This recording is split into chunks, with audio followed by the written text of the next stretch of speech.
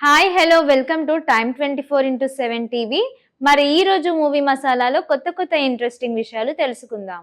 మలయాళంలో జీతూ జోసెఫ్ తెరకెక్కించిన దృశ్యం 2 అన్ని భాషల్లో సూపర్ హిట్ గా నిలిచాయి. మలయాళంలో దృశ్యం 3 ఏప్రిల్ 2, 2026న విడుదలకు రెడీ అవుతుండగా హిందీ దృశ్యం 3 అక్టోబర్ 2, 2026న రిలీజ్ కన్ఫర్మ్ అయింది. కానీ తెలుగులో మాత్రం దృశ్యం 3 పై ఇప్పటి వరకు ఎలాంటి అధికారిక ప్రకటన లేదు. తాజా సమాచారం ప్రకారం వెంకటేష్ ప్రస్తుతం ఈ ప్రాజెక్ట్ కు చాలా దూరంగా ఉన్నట్టే టాక్ వినిపిస్తోంది. దీంతో తెలుగు దృశ్యం 3 వాయిదా పడుతోందా లేక పూర్తిగా ఆగిపోతుందా అని చర్చ మొదలైంది. ఇదిలా ఉండగా వెంకటేష్ మాత్రం వరుస కమిట్మెంట్స్ తో బిజీగా ఉన్నారు. త్రివిక్రమ్ శ్రీనివాస్ దర్శకత్వంలో తెరకెక్కుతున్న అదృశ్యం కుటుంబం హౌస్ నెంబర్ 47 షూటింగ్ కి డిసెంబర్ 2025లో మొదలైంది. ఇది ఒక ఫుల్ లెంత్ ఫ్యామిలీ ఎంటర్టైనర్ గా రూపొందుతోంది. 2026 దసరాకి థియేటర్స్ లోకి రాబోతుంది. అలాగే డైరెక్టర్ అనిల్ రావిపూడి 2027 సంక్రాంతికి రిలీజ్ ప్లాన్ తో మరో సినిమా చేసే ఛాన్స్ కూడా ఉంది. మెగాస్టార్ చిరంజీవితో తెరకెక్కించిన మనశంకర వరప్రసాద్ గారు సినిమాలో వెంకటేష్ కి కీలక పాత్రలో కనిపించారు. వరుస విజయాలతో అనిల్ రావిపూడి తన సంక్రాంతి సెంటిమెంట్ ను కంటిన్యూ చేస్తూ 10వ సినిమాను వచ్చే ఏడాది సంక్రాంతికి వెంకటేష్ తో సంక్రాంతికి వస్తున్నాంను తెరకెక్కిస్తున్నామన్నాడు. సో ఈ లెక్కన వెంకీ చేతిలో బ్యాక్ టు బ్యాక్ సినిమాలు ఉన్నాయి. ఈ నేపథ్యంలోనే ఇప్పుడు తెలుగు దృశ్యం 3 చేసే ఉద్దేశం లేదనే సమాచారం. మరి దృశ్యం 3ని ఎలా వదిలేస్తాడో లేక మధ్యలోనే ఎప్పుడైనా అప్డేట్ ఇస్తాడేమో చూడాలి. ప్రస్తుతానికి దృశ్యం 3 లేనట్టే. మాస్ మహారాజా రవితేజ సరసన భర్త మహాశయులకు విజ్ఞప్తి వంటి సినిమాల్లో తన గ్లామర్ తో నటనతో ఆకట్టుకున్న హీరోయిన్ డింపుల్ హయాతి ఇప్పుడు వార్తల్లో నిలిచారు. సాధారణంగా సెలబ్రిటీల వ్యక్తిగత జీవితంపై సోషల్ మీడియా రకరకాల కథనాలు వస్తుంటాయి. అలాగే డింపుల్ హయాతికి డేవిడ్ అనే వ్యక్తితో గతంలోనే రహస్యంగా వివాహం జరిగిందని, వారిద్దరూ చాలా కాలంగా భార్యాభర్తలుగా కలిసి ఉంటున్నారని నెట్టింట జోరుగా ప్రచారం సాగింది. కొంతకాలం క్రితం వీరిద్దరూ కలిసి ఉన్న ఫోటోలు వైరల్ కావడంలో ఈ వార్తలు మరింత బలం చేకూరింది. ఈ నేపథ్యంలో ఆమె పెళ్లిపై వస్తున్న వరుస కథనాలకు చెక్ పెడుతూ డింపుల్ స్వయంగా సోషల్ మీడియా వేదికగా ఒక క్లారిటీ వివరాలు ఇచ్చారు. గత కొంతకాలంగా నాపై అనేక అబద్ధపు వార్తలు వస్తున్నాయి. ముఖ్యంగా నాకు పెళ్లి అయిపోయిందని జరుగుతున్న ప్రచారంలో ఏమాత్రం నిజం లేదు. నాకు ఇప్పటి వరకు వివాహం కాలేదు. నా వ్యక్తిగత జీవితం గురించి ఏమైనా విశేషాలు ఉంటే నేనే స్వయంగా అందరికీ తెలియజేస్తాను. దాచుకోవాల్సిన పని లేదు. దయచేసి ఇలాంటి రూమర్లకు మాత్రం సృష్టించవద్దు, నమ్మవద్దు అని ఆమె ఘాటుగా స్పందించారు. కేవలం డేవిడ్ తో సన్నిహితంగా ఉండటం వల్లే ఇలాంటి తప్పుడు వార్తలు పుట్టించారని ఆమె సన్నిహిత వర్గాలు అంటున్నాయి. ఇక ప్రస్తుతం తన చేతిలో ఉన్న ప్రాజెక్టులతో బిజీగా ఉన్నానని, పెళ్లి గురించి ఆలోచించే సమయం ఇంకా రానే లేదని ఆమె ఈ సందర్భంగా క్లారిటీ ఇచ్చారు. భారతీయ సంగీత ప్రపంచంలోనే తనకంటూ ఓ ప్రత్యేకత అధ్యయనాన్ని లిఖించుకున్న లెజెండరీ మ్యూజికల్ డైరెక్టర్ ఇళయరాజాను మరో ప్రతిష్టాత్మక పురస్కారం వరించింది. మహారాష్ట్రలో జరుగుతున్న Ajanta Ellora international film festival నిర్వాహకులు ఈ ఏడాది పద్మపాణి పురస్కారాన్ని ఇళయరాజాకు అందించినట్లు అధికారికంగా ప్రకటించారు. దశాబ్దాలుగా వేల సంఖ్యలో అద్భుతమైన పాటలను అందించి కోట్లాది మంది సంగీత ప్రియులకు ఆయన అందించిన సేవలకు గుర్తింపుగా ఈ అవార్డు ఇస్తున్నారు. జనవరి 28 నుండి ఫిబ్రవరి 1వ తేదీ వరకు ఛత్రపతి సంభాజీ నగర్లో జరుగుతున్న ఈ చలనచిత్రోత్సవ ప్రారంభ వేడుకల్లో భాగంగా దేశ విదేశాలకు చెందిన సినీ ప్రముఖుల సమక్షంలో ఇళయరాజా ఈ పురస్కారాన్ని అందుకుంటున్నారు.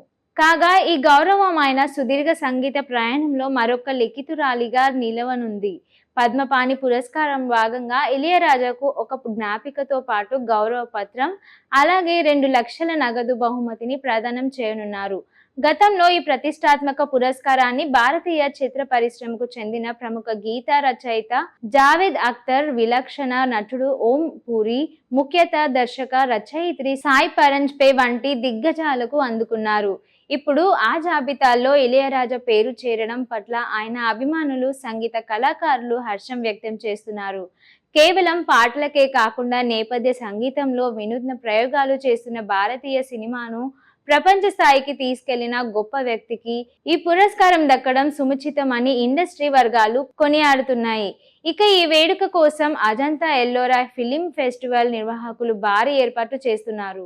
రవీంద్ర బెనర్జీ ముప్పైనేని నిర్మాతగా మురళీకాంత్ దర్శకత్వంలో తెరకెక్కిన చిత్రం దండోరా. శివాజీ, నవదీప్, నందు, బిందు, మాధవి ప్రధాన పాత్రలో నటించి ఈ సినిమా థియేటర్స్ అనుకున్న విజయాన్ని ఇవ్వలేదు. అనేక సినిమాల మధ్య పోటీగా రావడంతో ఈ మోస్తరు ఆడింది. ఇక ఇటీవల ఈ సినిమా ఇమేజ్ ప్రైమ్ లో ఓటీటీ స్ట్రీమింగ్ వచ్చింది. తాజాగా యంగ్ టైగర్ ఎన్టీఆర్ ఈ సినిమాను వీక్షించి సోషల్ మీడియా వేదికగా ఎక్స్ లో దండోరా టీమ్ ను అభినందిస్తూ ట్వీట్ చేశారు. ఎన్టీఆర్ ప్రశంసలతో యూనిట్ ఉబ్బితబ్బిపోతుంది. ఎన్టీఆర్ ట్వీట్ కు దర్శకుడు మురళీకాంత్ కు కృతజ్ఞతలు తెలుపుతూ, ఎన్టీఆర్ అన్న, మీరు నా సినిమా చూశారు, నా పేరు పలికారు, ఇది చాలన్నా షివరింగ్ అవుతున్నా అన్నా అని ఎమోషనల్ అయ్యారు. ఇక అటు నిర్మాత బెనర్జీ, అన్నా ఫ్యాన్ బాయ్ మూమెంట్ అన్నా, ఇది మాకు అసలైన విజయం అన్నా అని భావోద్వేగం అయ్యారు. మరోవైపు ఎన్టీఆర్ వంటి స్టార్ హీరో నుంచి దండోరా వంటి చిన్న సినిమాను అభినందిస్తూ ట్వీట్ చేయడం సినిమాపై ప్రేక్షకుల్లో ఆసక్తిని మరింత పెంచింది. ఎన్టీఆర్ ట్వీట్ ప్రభావంతో దండోరా అమెజాన్ ప్రైమ్ వీడియో ట్రెండింగ్ లోకి దూసుకెళ్లింది. ప్రస్తుతం ఇండియాలో టాప్ 2 స్థానంలో ట్రెండ్ అవుతూ విశేషమైన స్పందనను అందుకుంటోంది. బలమైన కథాంశం, నటుల నటనతో పాటు ఎన్టీఆర్ ఇలాంటి స్టార్ ప్రశంసలు దండోరా సినిమాకు కొత్త ఊపునిచ్చాయి. నేషనల్ క్రష్ రష్మిక మందన్న ప్రస్తుతం టాలీవుడ్ నుంచి బాలీవుడ్ వరకు వరుస క్రేజీ ప్రాజెక్టులతో దూసుకెళ్తోంది. ఈ క్రమంలో ఆమె పారితోషికం గురించి సోషల్ మీడియాలో రకరకాల వార్తలు వినిపిస్తున్నాయి.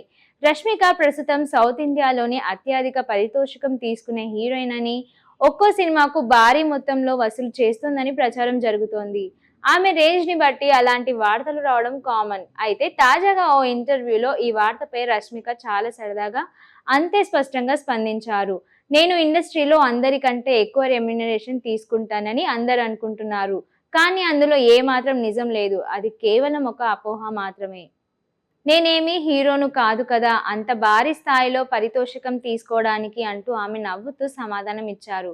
ఆ వార్తలు నిజమైతే బాగుండేదని తాను కూడా కోరుకుంటున్నానని ఆమె తేల్చి చెప్పింది. అలాగే తమ కెరీర్ ప్రయాణం గురించి మరిన్ని ఆసక్తికరమైన విశేషాలు రష్మిక ఈ సందర్భంగా పంచుకున్నారు. 2016లో చిత్ర పరిశ్రమలో అడుగు పెట్టినప్పటి నుండి తాను ఇప్పటి వరకు ఒకే రకమైన అంకిత భావంతో పనిచేస్తున్నానని ఆమె తెలిపారు. అలాగే భాషపరమైన హద్దులు పెట్టకుండా కన్నడ, తెలుగు, మలయాళం, హిందీ భాషల్లో విభిన్నమైన కథనాలు ఎంచుకుంటూ ముందుకు వెళ్తానని చెప్పారు. కేవలం డబ్బు కోసమే కాకుండా నటిగా తనను తాను నిరూపించుకునే పాత్రలకే ప్రాధాన్యం ఇస్తానని రష్మిక స్పష్టం చేశారు.